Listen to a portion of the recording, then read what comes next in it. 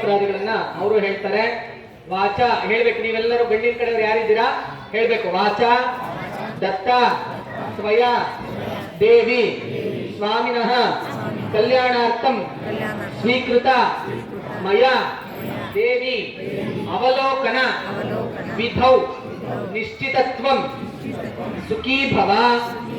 ಅವ್ರು ಹೇಳ್ತಾ ಇದ್ದಾರೆ, ನಾವು ಆಗ್ಲೇ ಹೇಳಿದ್ವಿ, ನೀವೇನು ಕೊಡೋದು ಬೇಡ, ನಿಮ್ಮ ಮನೆ ಹೆಣ್ಣುಮಗಳ ಮಹಾಲಕ್ಷ್ಮಿನ ನಮ್ಮ ಮನೆ ಕಳಿಸ್ಕೊಡಿ, ಮದುವೆ ಮಾಡ್ಕೊಟ್ಟು ಕನ್ಯಾದಾನ ಮಾಡಿಕೊಟ್ಟು ಇಷ್ಟೇ ಸಾಕು. ಮನೆ ಮಹಾಲಕ್ಷ್ಮಿಗೆ ನಾವು ಕಲ್ಯಾಣ ವಸ್ತುಗಳನ್ನು ಕೊಡ್ತಾ ಇದ್ದೇವೆ, ಹಾಗೆ ಇದನ್ನು ಸ್ವೀಕಾರ ಮಾಡಿ ಮದುವೆಗೆ ತಪ್ಪದೆ ಮಹಾಲಕ್ಷ್ಮಿ ಪದ್ಮಾವತಿಯನ್ನ ಕರ್ಕೊಂಡ್ಬನ್ನಿ ಅಂತ ಹೇಳ್ತಾ ಇದ್ದಾರೆ. ನೀವೇನಾದ್ರು ಕೇಳೋದಿದ್ಯಾ?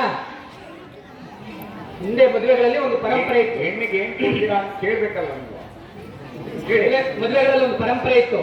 ಗೌರವಗಳನ್ನು ಕೊಡಬೇಕು, ಒಡವೆ ವಸ್ತ್ರ ರಾಶಿಭೂತವಾಗಿ, ಅಂದ್ರೆ ಹೆಣ್ಣಿಗೆ ಎಷ್ಟು ಎತ್ತರ ಇರ್ತಾಳೋ ಅಷ್ಟು ಎತ್ತರ, ಆಕೆ ಇರುವ ಅಷ್ಟು ತೂಕ ಬಂಗಾರವನ್ನು ಕೊಡಬೇಕು, ಹಸುಗಳನ್ನು ಕೊಡಬೇಕು. ಈಗ ಯಾವುದು ಸಂಪತ್ತು ಅದೆಲ್ಲವೂ ಕೂಡ ಸಂಪತ್ತೇನೆ. ಮಹಾಲಕ್ಷ್ಮಿಗೋಸ್ಕರ ಅದನ್ನು ಕೊಟ್ಟು ಮಹಾಲಕ್ಷ್ಮಿ ಪದ್ಮಾವತಿಯನ್ನು ಕರ್ಕೊಂಡು ಹೋಗಿ ಅಂತ ಹೇಳಿ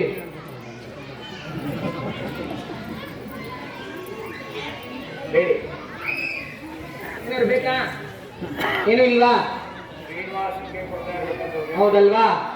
ಹೇಳಿ. ಅದೇ ಏನ್ ಹೇಳ್ತದೆ ಅಂತ ಹೇಳಿದ್ರೆ ಶಾಸ್ತ್ರ, ಸ್ವಾಮಿ ಪ್ರತಿನಿತ್ಯ ಕಲ್ಯಾಣ, ನಿತ್ಯ ಕಲ್ಯಾಣ ಪಚ್ಚತೋರಣ ಶ್ರೀನಿವಾಸನಿಗೆ ಏನಕ್ಕೆ ಅಷ್ಟು ಸತಿ ಮದುವೆ ಮಾಡ್ಕೊಳ್ಳೋದು, ಏನಕ್ಕೆ ಪ್ರತಿನಿತ್ಯ ಮದುವೆ ಮಾಡ್ಕೋಬೇಕಾ ಸ್ವಾಮಿ ಅನುಮಾನ ಎಲ್ಲರಿಗೂ ಬಂದೇ ಬರ್ತದೆ. ಇದಕ್ಕೆ ಶಾಸ್ತ್ರ ಏನ್ ಹೇಳ್ತದೆ ಅಂತ ಹೇಳಿದ್ರೆ, ಇದು ತನಗೋಸ್ಕರ ಅಲ್ಲ, ತಾನು ಮದುವೆ ಆದದ್ದನ್ನ ಮಕ್ಕಳಿಗೆ ತೋರಿಸುವಂತ ವಿಡಿಯೋ ಅಷ್ಟೇ. ಅದು ಪ್ರತಿನಿತ್ಯ ಕ್ಯಾಸೆಟ್ ಹಾಕೋದು ನಾವು ನೋಡುದು. ಹಾಗೆ ಪರಮಾತ್ಮ ಕಲ್ಯಾಣವನ್ನು ಮಾಡ್ಕೊಳ್ತಾ ಇದ್ದಾನೆ. ಹಾಗೆ ಪರಮಾತ್ಮನ ಸೇವೆ ಮುಂದುವರಿಸ್ಕೊಂಡು ಹೋಗೋಣ. ಹೇಳಿ. ಅಷ್ಟು ಸಂತೋಷಿತ ಭೂತ್ವ ಸಾಗರೇಣ ಮಹಾನಸ. ಅವರು ಅಷ್ಟೇ ಹೇಳ್ತಾ ಇದ್ದಾರೆ, ನಿಮಗೆ ಎಷ್ಟು ಸಂತೋಷ ಆಗಿದೆಯೋ ಅವ್ರಿಗೂ ಅಷ್ಟೇ ಸಂತೋಷ ಆಗಿದೆ ಅಂತೇಳಿ ಫಲತಾಂಬೂಲಗಳನ್ನ ಕೊಡಿ ಅಂತೇಳಿ ಕೇಳ್ತಾ ಇದ್ದಾರೆ. ಗಟ್ಟಿಬಾಜಿ ಯಾರಿನಪ್ಪ ಕೊಡಿ ಫಲತಾಂಬೂಲಗಳು.